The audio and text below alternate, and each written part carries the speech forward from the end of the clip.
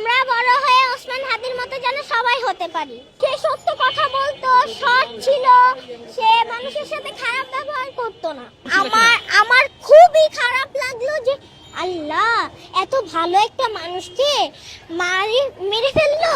আমি এখন এত ভালো মানুষ, তার একটা ছোট্ট ছেলে আছে যে ওই ছেলেটার জন্য সে এত ভালো করছে। এখন ওই ছেলেটা এখন কি করবে, তার পরিবারের অবস্থা এখন কি হবে? আমার বাবা মা খুবই কষ্ট পেয়েছিল, বাট আমার বান্ধবীরা যারা আছে তারাও কান্না করেছিল।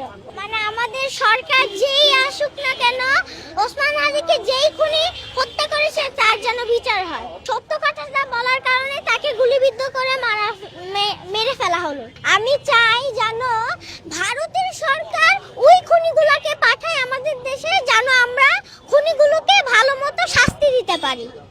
আমি সরকারের কাছে এইটুকুই বলতে চাই। এই যে ভারতের ভাইয়াকে, হাদি ভাইকে হত্যা করে গুলিবিদ্ধ করে যে খুনিগুলো পালিয়ে গেল ভারতে, এই যে নরেন্দ্র মোদি, তারা কেন আশ্রয় দিচ্ছে? তারা যেহেতু পারে, তারা তো পারে যে খুনিগুলোকে পাঠাই দিতে দেশে। আমি চাই যেন খুনিগুলোকে নরেন্দ্র মোদি পাঠাই দেয়, আর আমরা যেন ভালো মতো ওদেরকে শাস্তি দিতে পারি।